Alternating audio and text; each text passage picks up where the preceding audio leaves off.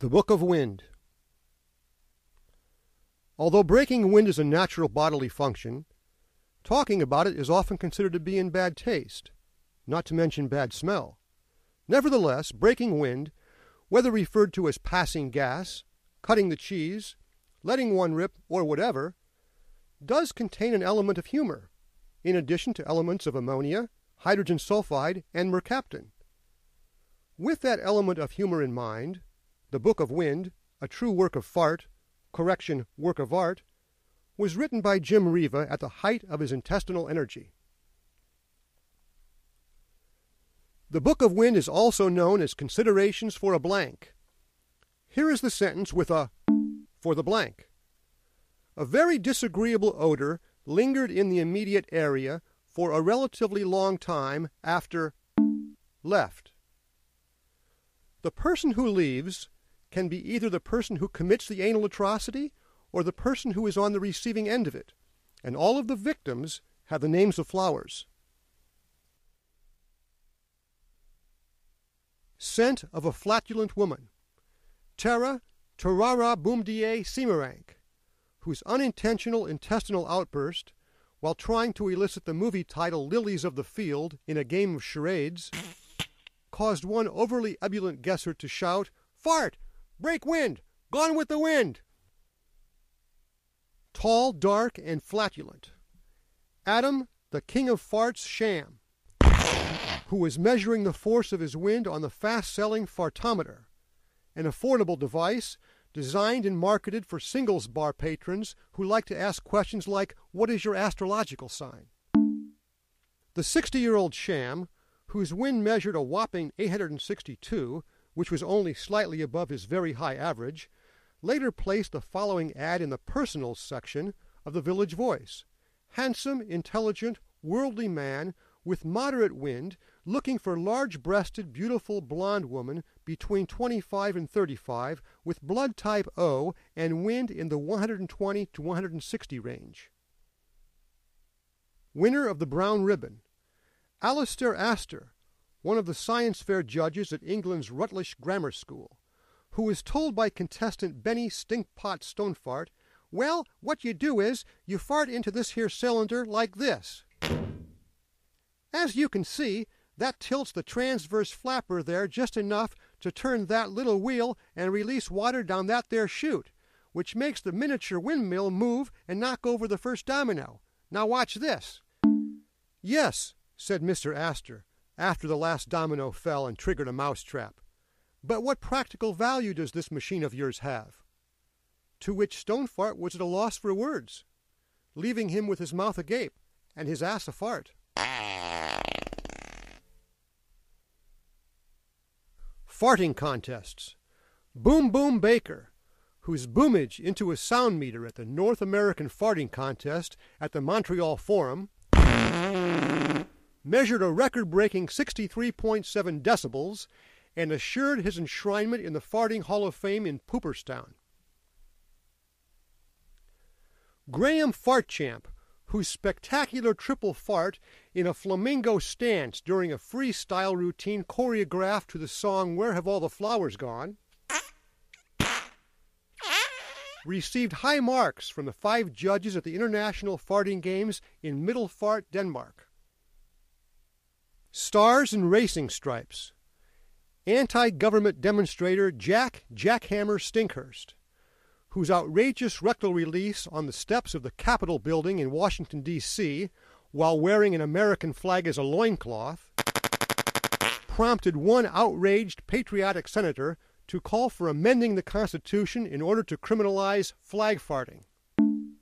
The following day, 200 flag farters were arrested on the White House lawn. Terrorist or freedom farter. Naked protester Burton the Putrid Putrifier Stenchkowski, who streaked past Primrose Holding, director of Citizens Against Public Farting, at a rally in Chicago's Grant Park while Primrose was calling upon people to hold it in the presence of others until you can get somewhere alone for victimless farting. Yearning to fart free. Ernestine Stinkerbell Rotwurst, president of the National Association for the Acceptance of Flatulence, who interrupted a lecturer at the American Horticultural Society in Los Angeles by saying, "Excuse me for interrupting, but I have to answer nature's call." There. Now I feel better. Anyway, please continue with your story. Rip-roaring standing fartation. Wendeline Oberwafter, member of the Flatulence Liberation Alliance, whose very audible expulsion at a rally in London's Trafalgar Square occurred right after the speaker, Hector King of Reeks Sparkass, called upon people to stand up and let themselves be heard. Circumstantial evidence. Toby Powderkeg Wingate, who let an incredible fart while writing a ransom note that was later analyzed by a handwriting expert at Wingate's kidnapping trial, who testified, "The largeness of the loops and roundness of the letters indicate incredible flatulence." Right then Wingate, seated with his defense counsel, farted incredibly. And the state's attorney simply said, "The state rests." Within farting distance, several notorious flatulent criminals who had been put in a police lineup following a bank heist of the Wells Fargo and Company Bank in San Francisco and told to break wind one at a time in the presence of blindfolded nose witnesses. Jasper Take the Money and Fart Stinkton, whose rippage during the lineup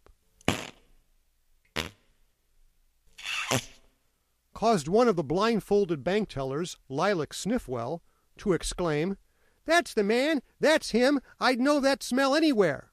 Whereupon Stinkton blundered by making a run for it.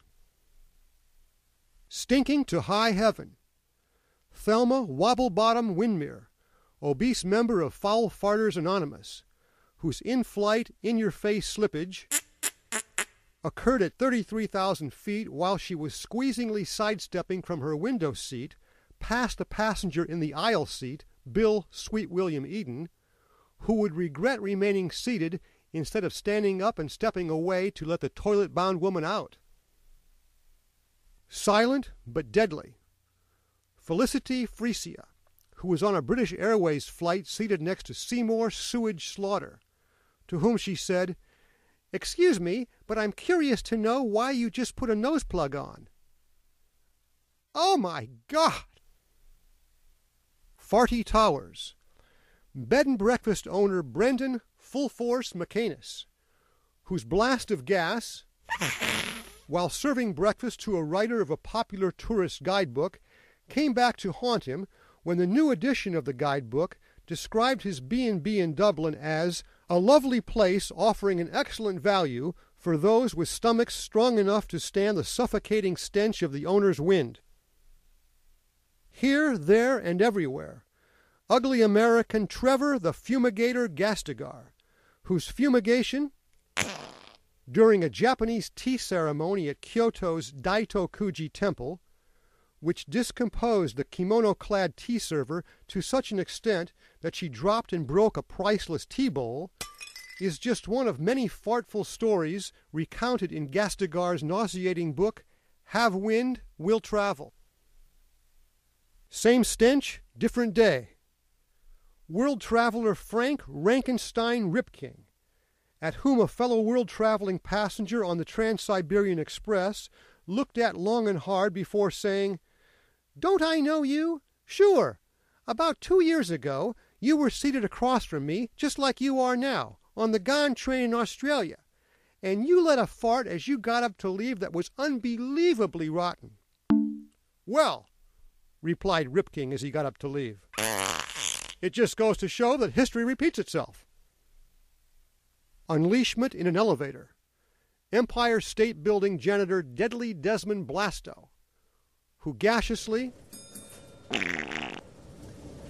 got into the elevator on the first floor, which was packed with tourists going all the way up to the observation deck, but got off on the second floor.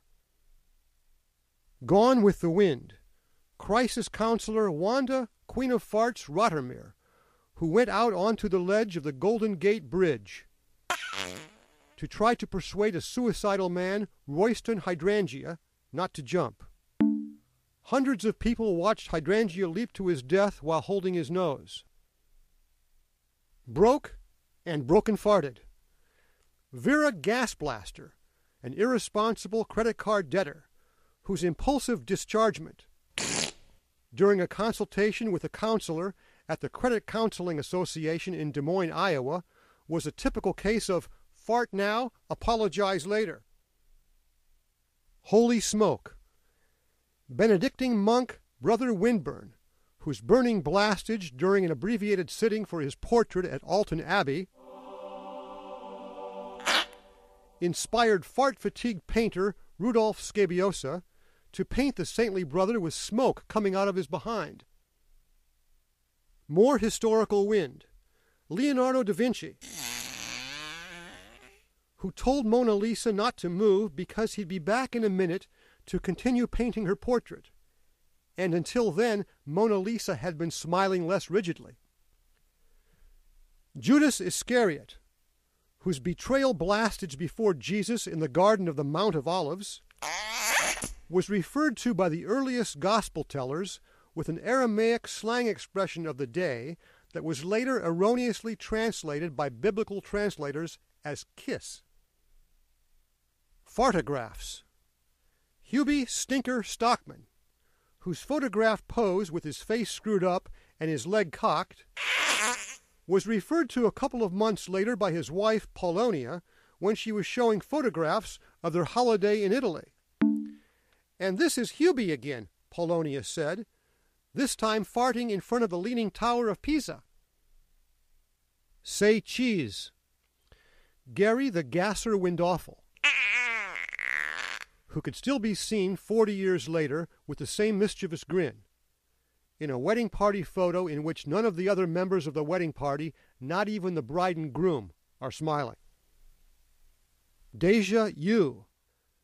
Howie Howitzer Baumfartner, about whom New York City Metropolitan Museum of Art patron Lobelia Welch was referring to when she said to her husband, "I'm having a déjà vu experience.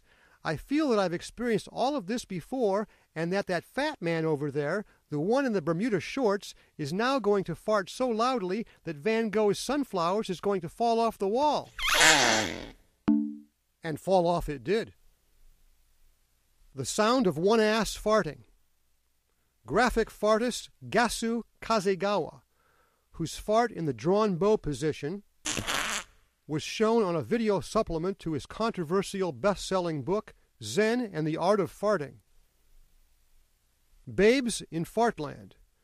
Drunken Fred, the Grim Reaper Gagsmith, who shocked a young couple as they were pushing a baby carriage in Denver's Washington Park by staggering up to them and addressing the baby, "Hi there, babesy wabesy, you're cutesy wootsy. Now listen to Fredsy Wedsy, let a fartsy wartsy." "Oh, now don't cryzy wisey." The power of positive stinking. Grossly overweight Matilda, fartsing Matilda Gisalis, a very cheerful and optimistic nurse's aide at Minneapolis's Fairview Riverside Hospital, whose gargantuan ghastliness, while spoon-feeding a deaf, dumb, and blind man, occurred right after she said to him, even though she knew he couldn't hear her, "But let's look on the bright side and count your blessings. After all, you can smell." Dr. F. Dr. Richard, King Richard the Lion-Farted Blowy, allergist at St. Francis Hospital in Wilmington, Delaware, who told lethargic Magnolia Sniffles Gruber, wife of Pete Gasanova Gruber, "Well, the results of your allergenic blood test are in, and you do indeed have an abnormally high IgE level, with especially strong allergies to dogs, cats, dust, alternaria, ragweed, cedar, goldenrod, and abdominal wind." Replied Magnolia before going into anaphylactic shock, "I'm unfamiliar with that last plant you mentioned, doctor. What does it look like?"